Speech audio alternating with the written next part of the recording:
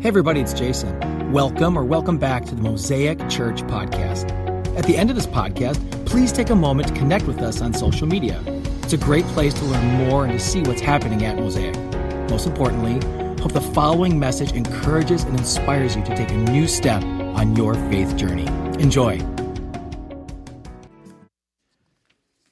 Well, we've all seen this before at our local Piggly Wiggly, Aldi's, Pick and Save, and for those other people, those other rich places like Sendex. You're in the aisle, and there is a temper tantrum that starts. And you see this mom say no to her little baby girl. That baby girl at that moment then starts this screaming and pulling and thrashing like a caged raccoon. And this child now throws itself on the floor, screaming and kicking. And the mom looks around super nervously like, who's seeing this? And you're staring.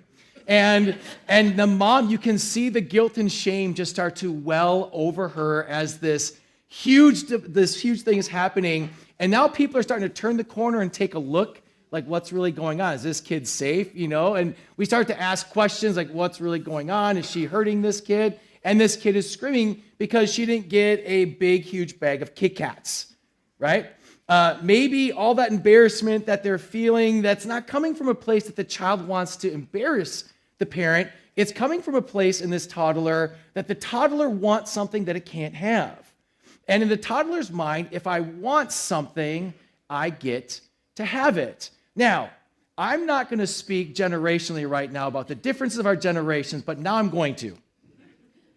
As our generations are changing, and our culture is changing, you're seeing much more of an expectancy versus my grandparents and my great-grandparents. Those who lived through the Depression were happy to have the leftovers of bacon to be able to put onto a piece of bread. And now if we do not get what we want when we want it, there's an expectation of kids like, well, I want McDonald's now. Give me McDonald's now. I want chicken nuggets. And I want what I want. And so there is a change in what's been happening within our culture, but regardless, it's still the same thing. Toddlers want when they want what they want when they want it. And let's take this scenario. Maybe you've seen the kid and you're at your home and the child's playing nicely with their friend and you've got a play date because we have to make play dates to play with kids now. And so you've got your play date and they're playing and all of a sudden you hear a little bit of a scuffle. And you start to hear the words, mine. And you walk into the room, and for whatever reason, this fight is broken out between these two friends. They're holding on to each side of the toy, each tugging and pulling each other in this tug of war over this toy. And so you as the parent now intervene, being the good parent you are, and say, now I'm going to cut this toy in half, and you each get half. No, I'm just kidding. You now say, okay, if you can't play nice, you can't play with it at all. So you take the toy away, in which there's now screaming and thrashing. If you are not a parent yet, this is what you have to look forward to. So the truth is that from a very young age, now whether you've had kids or not have kids, you've seen this scenario play out somehow, some way. We've seen it. And we've seen the guilt and the shame of the parent because they feel this burden of like, my child's acting this way, but the child's acting that way because it's sinful. There is something inside of it in the very beginning. Like, how can that child, it's just an innocent child, that child is immediately having this response of what mine is mine. And so that mine mentality, unfortunately, does not go away when we grow up. We don't kick and scream most of the time. We do not make a spectacle in public most of the time. But as we get older and we start to gain, we start to say, well, that's mine. This is mine. I've worked for it. I've earned it. So now, as an older person, even though we're taught so hard when we were younger, and we were taught not to have tantrums, we were told and taught to be good and to share. Sharing is caring. Instead, it's mine. And as I've gotten older in life, I've found that instinctual, I need to protect myself. So I start to look at, well, retirement's coming and all these things like it's mine. And I start to feel this, and maybe you can relate, like I've got to protect myself. And no matter how many layers of mine I set up, it's never enough. And so now I'm that little boy grabbing every toy I can and protecting it with my little plastic sword, saying, this is mine, no, you can't touch it or have it. Now, if you're saying, that's not me, I'm going to challenge you to say, that is you, in some form or fashion. Yes, there are radically generous people in this church. Yes, we do great things with our resources and our time and our abilities, and we do great things. But the truth of the matter is, especially in our American culture, there's an epidemic of greed. There's an epidemic. There's an epidemic that is going through our culture, through our churches, and through Christianity like never before, that I want what is mine. And the truth is, you own nothing. You own nothing. You think you own it. You think you have a bank account. You think you have all of these things that are yours. And we go in this mindset, because I've earned it, it's mine. But the truth is, you have it because God has says you can have it. Just think for a minute. Let's just think just for a minute as we get into this idea of greed. Because greed is such a deep-seated, untalked about aspect of Christianity that we just kind of hush over it. Why do we hush over it? We hush over it because of this fact. Pastors hate talking about it. We hate talking about it because we're tired of it. We're tired of talking about money. We're tired of talking, would you please tithe? Would you please be just? We're exhausted. I'm exhausted, and I just started this church 5 years ago. I'm exhausted of talking about it. Been doing ministry for 20 years. I've heard pastors go up and like, all right, here's the talk on money. Here's the talk on generosity. Here's the talk on giving. Everybody tunes out. Next Sunday, there's 5 people there. It's exhausting. Why? Because we don't want to talk about it. It's hard to talk about because of the stigma of our culture. So we're going to put that all aside for a second, and we're going to rethink this model. It's not that we're tired of talking about what it means to live radically generous. It's tiring to see such little results of talking. We talk and we talk and we talk and we talk. And we teach the Bible and we try to get people to understand this is a big issue in your spiritual life that if you don't break it, you're not going to see what God can do through you. And so for years upon years, especially my older pastors in front of me, I said, I asked, what's the least favorite thing you talk about? He's like, generosity. I said, why? Why is it so tiring? He goes, because they don't listen. I feel like I talk about it and people tune out. I feel if I talk about it, they find out that if we're talking about this, people are not going to show up. So you didn't know what this is about, so you showed up. I love it. But this is what I want to talk about in a real story from my story. Okay, just from my story. I want to be real with you first so that you can explore this together with me in this passage. I grew up in my childhood, my early childhood, we grew up on welfare. We did not have much money. My dad worked hard. We're a single income home. I grew up in West Milwaukee. We didn't have much. So like for us to get a pizza on a Friday night would be a great splurge. We grew up that way. It came in some money. We moved and we got a house in New Berlin, which was bigger and there was more finances, but we never had a lot. And so I grew up in the world like you finish your plates, like you don't waste food. If mom makes it, you eat it. Like we came up from a very different lifestyle that I currently have, my kids have. And so I grew up with this instinctual thing that if I do find something, I need to hold on to it because it'll be taken from me. So I had this inside of me, this I have to protect myself mentality. And that's my story. You may have your own story inside of that. So then when I started to gain resources, I immediately said, I need to gather and protect, like a squirrel gathering nuts, right? And it's the American dream, like protect yourself and invest, and all those things are wonderful. That's not what I'm not saying. But I started with the mentality, this is mine. And in my early life, in our early marriage, generosity was not something I even thought about. Love the church, love Jesus. There's rich people that pay for that. I'm the poor guy. I make $32,000 a year. Someone else can give their money and give their time. I just love coming to church. And so I started that way, and then I went into ministry, and as in ministry, I'm making peanuts, and I'm like, they really don't need my money or my time. So I didn't invest anything financially, but I said, maybe I'll help out when I've got some free time. I didn't understand generosity. And then I heard this talk, and then my mentor talked to me about generosity, and he said this. He said, do you understand that generosity is a condition of the heart in which you live with open hands?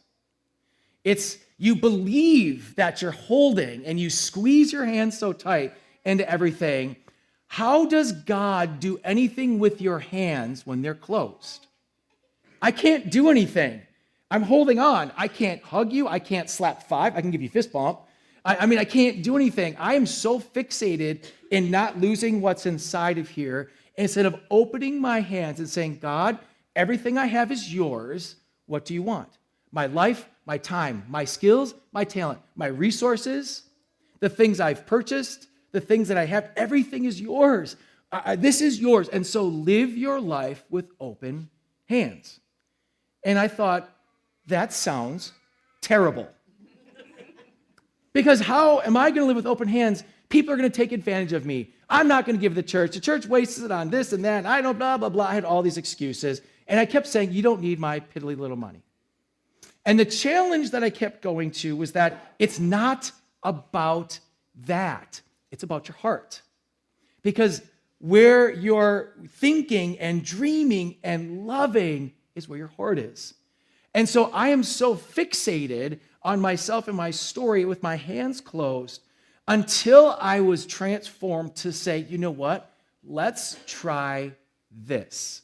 And I'm telling you now, this has transformed my life. This has changed. I'm here because of this. It changed not about money or my resources. It changed my life. I said, God, if you call me to be a church planner, I will go. I don't want to, but I will go. Open my hands, I'm here. But it was years of training and learning with the simplest of things. I work and I give. I work and I give. I work and I give. Now, I've been around radically generous people. I know you guys have too. Maybe you're one of those people. I've been around stingy people. Here are the two types of people. Let's talk about them for a second. You go out to eat with a group of friends. A group of friends are out. They say, there's the radically generous guy. No, I got this. They want to grab the bill. And no. Even though you're faking it, you don't want to pay the bill? No. You know, like this, and this person will say, hey, I just want to do this, guys. Like, it's my pleasure. I love that. It's just a joy to me. And they do that, and they want to pay for it. And then there's a person who, as soon as the bill comes, they pick up their phone and look down. You're like, oh, I'm not going to pay for that, right? Hopefully that you're going to get it paid for. And then you're out with people, and the people are like, hey, I want to buy everybody some Starbucks. You're out with some people like, you know, like, oh, I'm not going to get it. I'm just going to get a glass of water. Like all this like stuff and these people that we've been around. You've been around radically generous. You've been around people who are not generous. And in these worlds, there's a difference in how we see the world around us, the opportunities we have for relationships, because greed is the opposite of God. God is radically generous. I want you to think about everything he's given you, everything he's given us. Think about he's given his son. Think about he's given us resources. Think about everything you own, everything you have, the air you breathe. He gives you everything. Every piece of food you put into your mouth, because the God of the universe says, I'll allow that. Well, that's because I'm a good worker. I'm smart. You're smart because he made you smart. You have a job because he gave you a job. Well, that's because I've saved well. You've saved well because he's given you resources to save well. You see where this is all trickling down, moving down. Generosity isn't about a topic. It's about a mindset. And that's what we're going to talk about in our Open Hands series. I want you to hear this quote about greed and money and power. Stephen Diamond, he has a PhD, wrote this Evil Deeds from an article in 2009, says this. Addiction is a form of greed. Addicts always want more of what gets them high, gives them pleasure, enables escape from anxiety, suffering in themselves. They greedily crave that which is their substance or rituals or of choice provide. It's drugs, sex, gambling, food, pornography, internet, television, fame, power, or money. We all have our personal addictions. Workaholics, rationalism, shopaholics, perfectionists. This is our futile attempt to fill a spiritual and emotional emptiness inside, to gratify some long-buried need, to heal or at least numb some festering psychological wound. I don't like that quote. Because it's, when you think about it, it's true. We are trying to feel better about something. Like, is that 15th spatula from Amazon really going to make you feel better? Is that getting that better thing, having that, does that make you feel better? Because I think Christmas is the perfect time to explain what greed is not. Why is it one time a year You give radically with generosity to everybody. You love giving, especially as older people. Man, I don't want to receive gifts. It's not kind of awkward, like I just want to give to everybody. It's such a joy to be generous on one day of the year, but then we're like, oh, January 1st, bro, I got credit card bills now. I got to pay because I was radically generous and spent more money than I could really spend. We change our mindsets when it benefits us. And our generosity is linked to what feeds us. And so what we're going to explore today is the idea of greed. We're going to expose it, and then we're going to explore what generosity looks like. Because we have to see that greed is a hole that we're trying to fill a void. And generosity is the fullness of God in our life to give freely with nothing in return. So we're going to be in a couple of passages today. We're going to be Ecclesiastes 5 first and talk about what the struggle truthfully is. Ecclesiastes 5, 10 through 20. And here's our struggle. This is from King Solomon, who writes just great passages of wisdom. He writes this as he's looking over his life. What matters, he says. This is what he says. Whoever loves money never has enough. Whoever loves wealth is never satisfied with their income. This too is meaningless. So if that's you, you got called out like thousands of years ago, like it's meaningless, right? As goods increase, so do those who consume them. And what benefit are they to the owners except to feast their eyes on them? The sleep of a laborer is sweet, whether they eat little or much. But as for the rich, their abundance permits them no sleep. I've seen a grievous evil under the sun.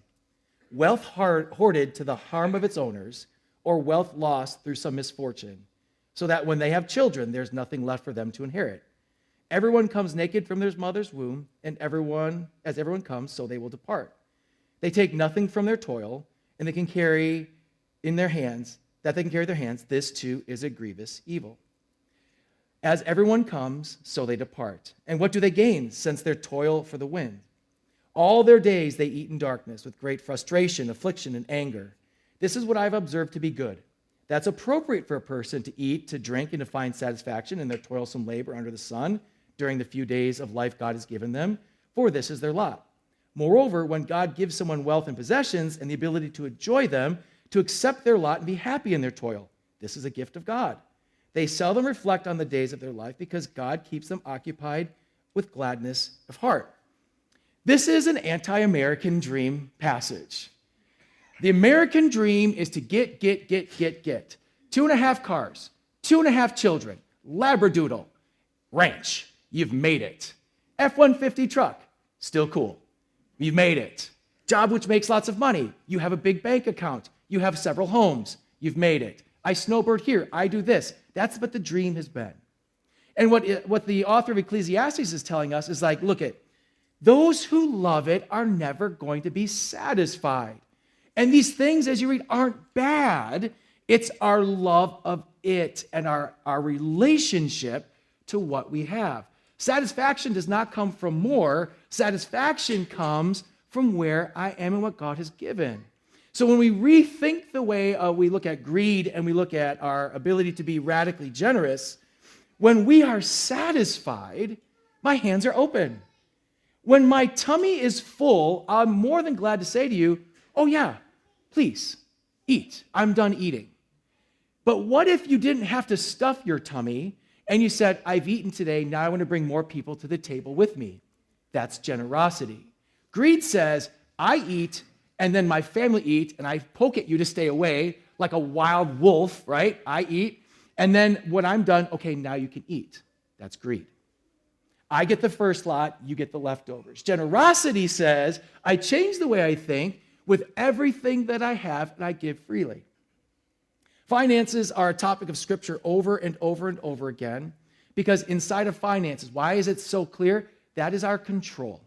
Finances are our ability to control our life. With finances, we can get or we don't get.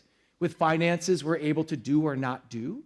But when we add to that our time, our talents, our abilities, and our very breath, when we are generous as Christians, we're generous with everything that we are because we see that last passage, everything we have is from God.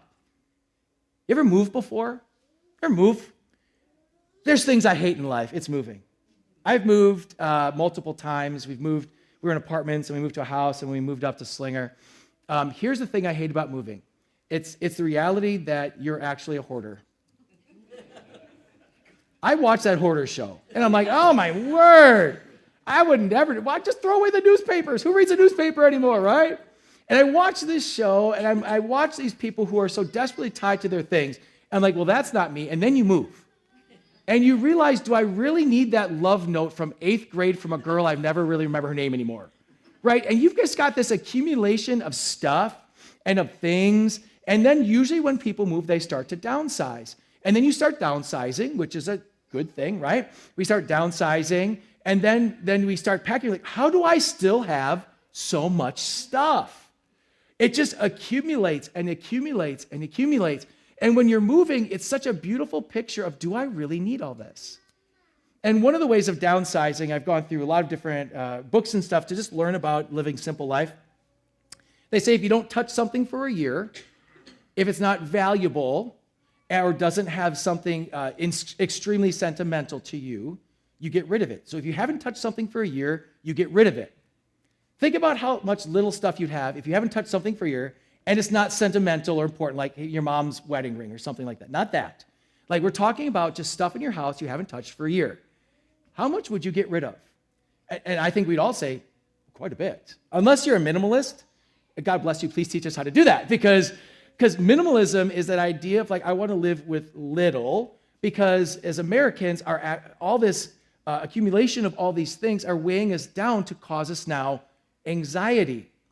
That's where hoarders come in. There's anxiety, and all of this starts to make us unhealthy. But if we rethink that model and live radically generous, how can I help you?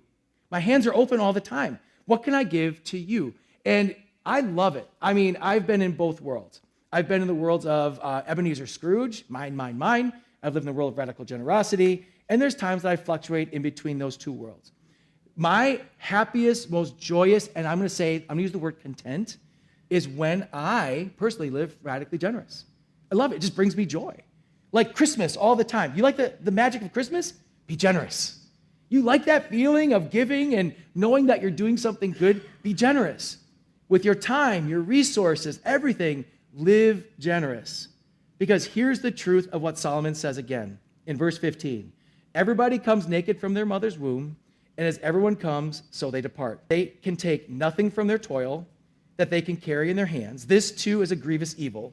As everyone comes, so they depart. So what do they gain? Since they toil for the wind, all their days they eat in darkness with great frustration, affliction, and anger. I've done funerals. You know the saying, you ain't taking nothing with you. I don't care what we put in the casket, it's not coming with you. It's still there. Everything you're accumulating, and I unfortunately have had to work through some of that with family members, all the stuff. Oh, I'm going to save this for my kids. We don't want it. Unless it's like a brand new MacBook. Just, it all gets donated to St. Vincent de Paul. All these treasures that we think are important aren't. We think and believe in a system that isn't real because we feel that brings us security. You will take nothing with you, but we're going to find out what you take with you is that which you store up in heaven. On with Solomon. He struggles with this concept that we have everything from God, and he pushes us with this. Verse 18, this is what I have observed to be good, that is appropriate for a person to eat, to drink, and to find satisfaction in their toilsome labor under the sun during the few days of life God has given them, for this is their lot. Moreover, when God gives someone wealth and possessions and the ability to enjoy them, to accept their lot and be happy in their toil, this is a gift from God. So, see, it's not a bad thing. It is a good thing. It is a gift from God. So what we do as humans is we take this beautiful gift and, like all sin, we twist it for darkness. These beautiful gifts, if you have wealth, you have possessions, it's God's gift to you. God bless you. That's awesome.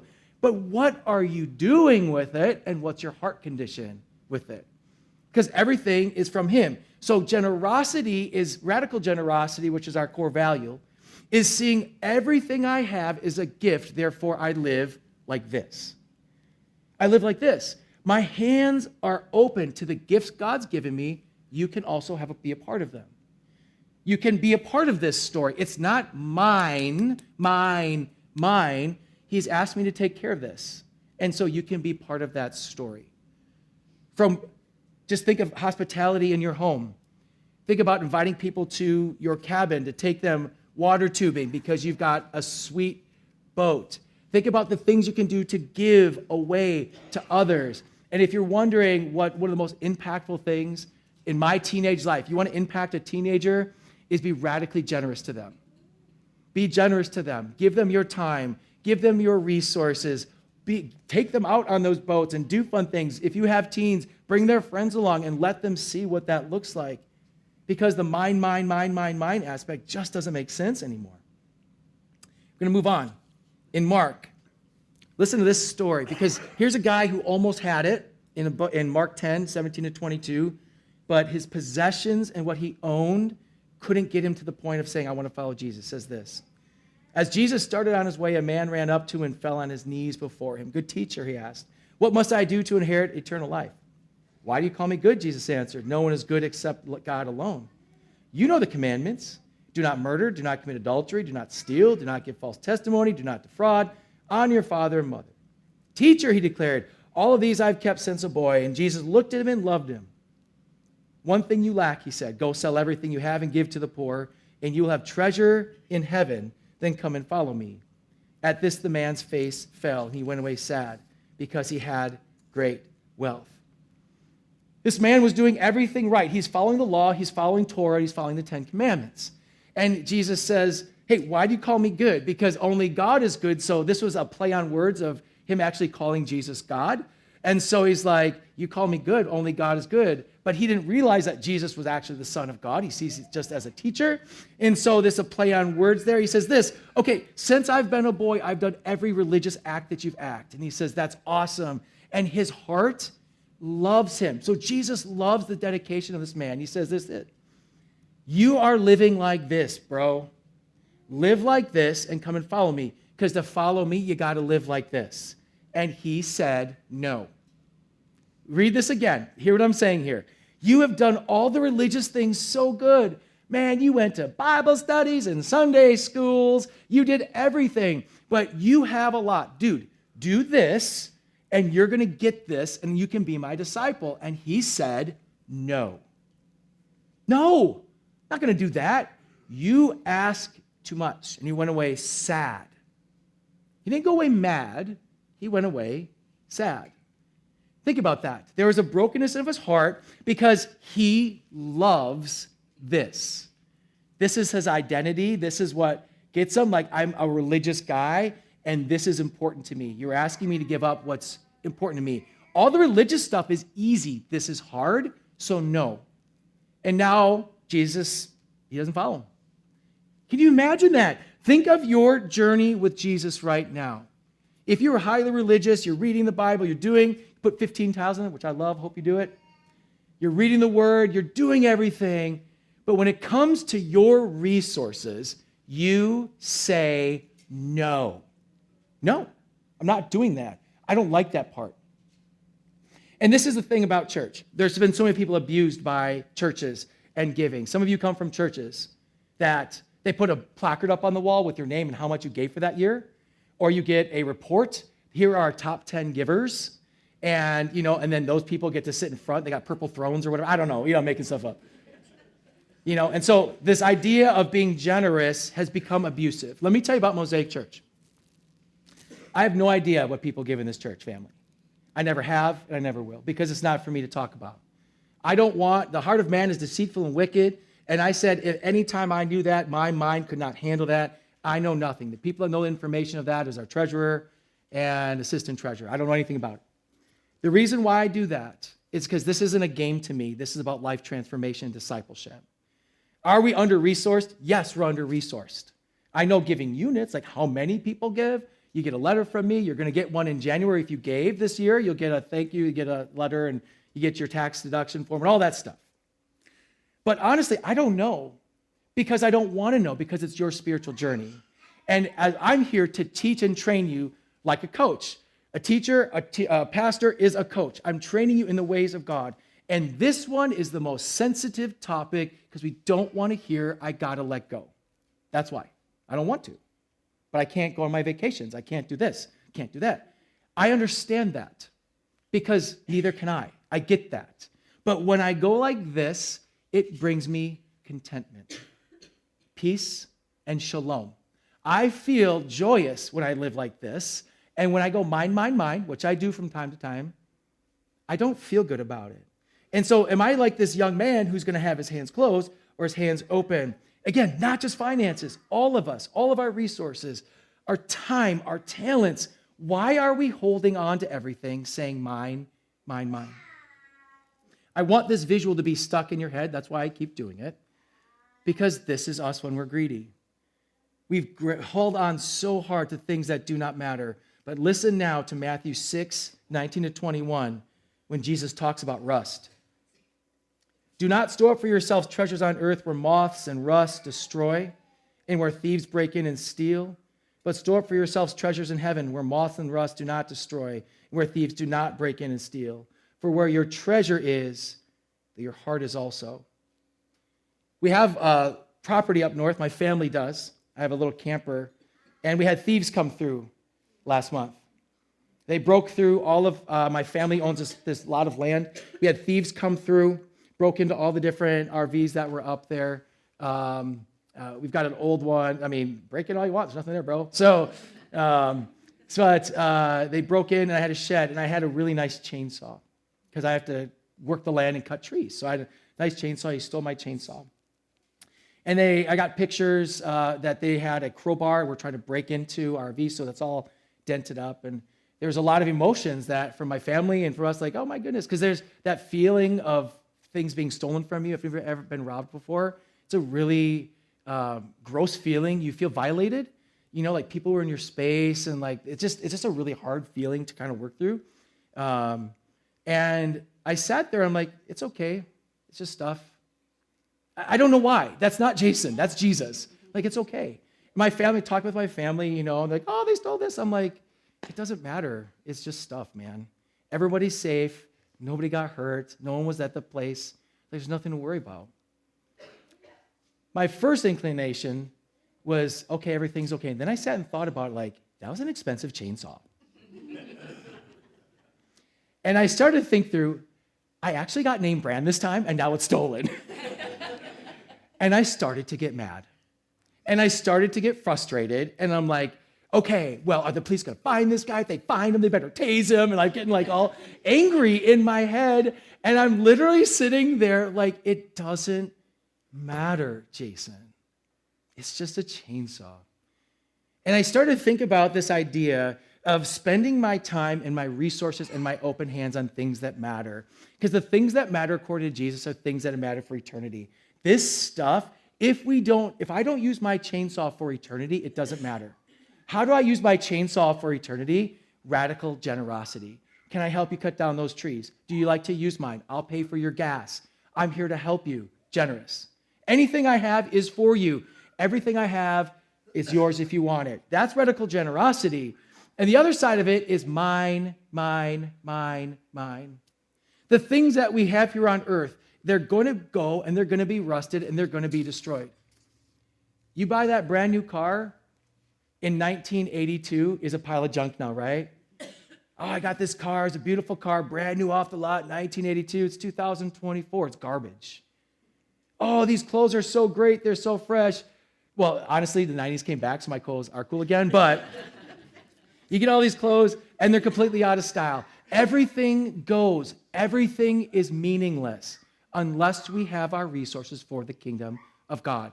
Now it matters because you're advancing the kingdom, helping others, loving others, serving others. And that's why in January we have so many opportunities for use your time and talent. You have an opportunity to serve people, be with people, use your time and your giftings for things that matter, your resources. What you give to Mosaic is for advancing the kingdom and our ministry. There's one person on staff. It's me. Everything we do is at the bottom of our budget. We do everything we can to go outwards with what we have. And I'm like, man, if we had more, we could be more generous. Because radical generosity is what we are in our dream. I dream that when we start giving radically, that 25 to 30% of everything we give goes out. We can't do it yet. Like, I have all these dreams of living out radical generosity as a church, but if we keep living like this, it can't happen. If we keep living like this, we can't keep doing kids ministry. We can't keep having the ministries. Why don't we do this? Why don't we have more of that? Because we don't have enough people who are like this. There's lots of great ideas. Oh man, we could add this ministry and that ministry. Do we have anybody like this with open hands? And that's what I'm dreaming of. What does it look like for a group of believers to live open-handed, live radically generous, and store their gifts up in heaven? Where your treasure is, where your heart is. It's just facts. Where your treasure is where your heart is. That which you think about, talk about, is what you love. What you talk about, what you think about, what you obsess about is where your heart is. When someone is in your life and there's a chance of generosity, both here and out, are you doing it? Or are you holding your hands in? This is, I want to close this up. This is how we win in generosity. Philippians 4, 11 through 13. This is how we win. Paul teaching this. I have learned to be content, whatever the circumstances. I know what it is to be in need. I know what it is to have plenty. I've learned the secret of being content in any and every situation, whether well-fed or hungry, whether living in plenty or in want. I can do all this through him who gives me strength. Philippians 4:13, written on every pro athlete's shoe, has nothing to do with the game of basketball. It has to do with being content. It has to do with the fact that whether I'm starving or I've got a lot, I have much or I have little, I'm content. And when you are content, you open your hands. When you find contentment in your situation, no matter what it is, you change the way that you see life, your resources, and you start to believe and see that God is the provider of all, and now he's going to take care of me. And so I want to close our time before we enter into communion with an opportunity for you to do this. I hate when people on stage say, everybody do this. I hate it, but that's okay. You're going to do it anyways. I don't want to make a spectacle of you. This is just for you. I want you to have a gut check right now. We're going to pray. Simply put your hands and close your fists. And I want you to squeeze hard. Squeeze hard. As you're squeezing, I want you to feel the fatigue of your hands. If there's no fatigue, squeeze harder. Your hands are going to start to tingle. They're going to start to get tired. It's going to feel like a weight in your hands. Now open your hands. Feel the relief. Feel the joy. Feel the weight is gone.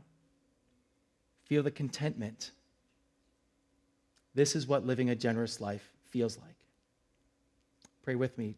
Heavenly Father, we love you with all our heart, soul, mind, and strength. You've given. Once again, thank you so much for listening. If you live in Southeast Wisconsin, we'd love to connect with you at our weekend gathering. For service time, directions, and to learn more about our vision to ignite a movement of love that transforms our community and the world, visit us at mosaicwi.com.